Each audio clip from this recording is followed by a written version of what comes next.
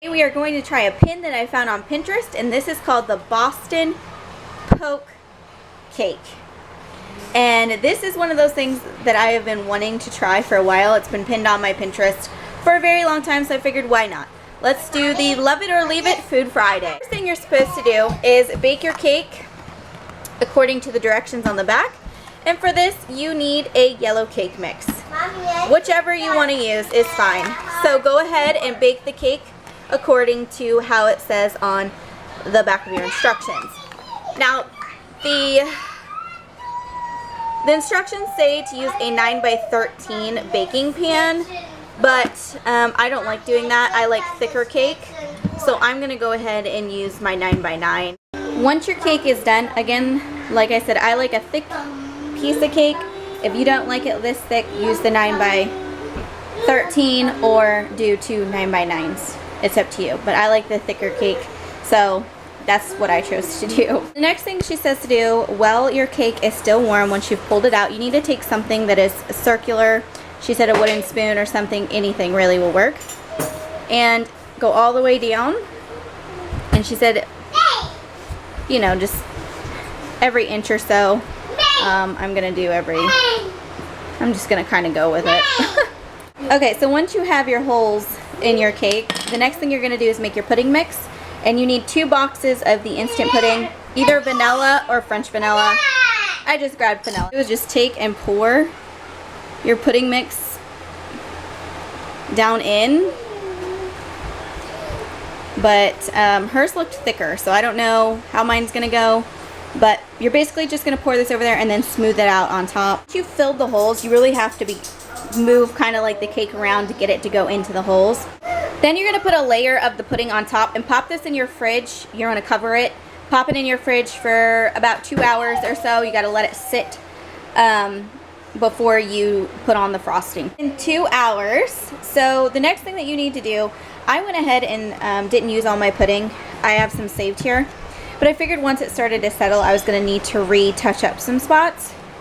So that's why I have the extra pudding here. So I'm gonna touch up on some spots here.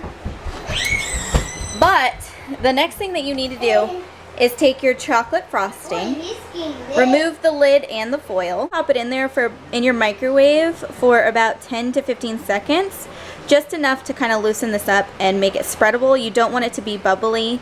You still want it to be thick but pourable is what she said. All right, so here's the consistency. Mine took a full 30 seconds, so just, you know, keep an eye on it. On there, and she says to pour it in the middle and then work your way to the edge. The thing that you do, you pop this in your fridge for another 2 hours, and then you can eat it. 4 hours, and this is what the cake looks like. I went ahead and let mine go down the edge because I wanted it on the outside as well. So this is a corner piece. It is a little difficult to get out, but most corner pieces are. But you can see that the pudding went inside.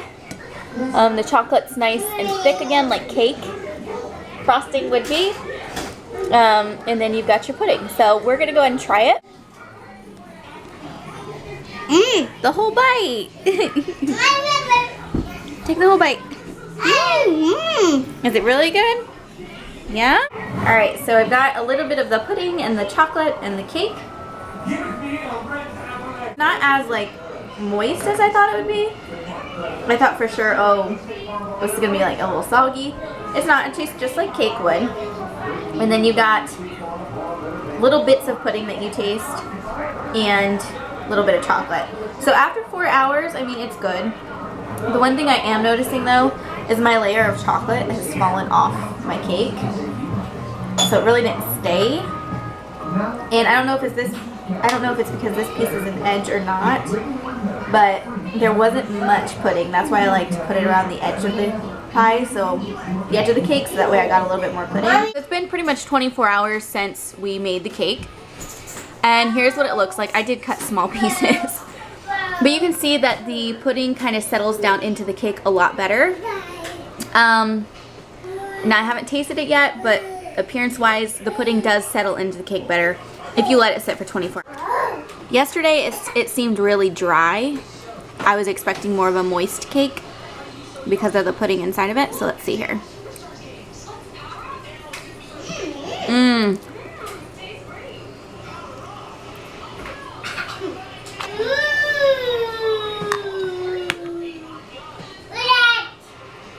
Alright guys, final verdict, this is amazing after 24 hours. Just like she says, it's a lot better after 24 hours. So if you're going to try this, make it, let it sit for 24 hours in your fridge, or at least overnight, 12 hours overnight, whatever. And it'll be a lot better.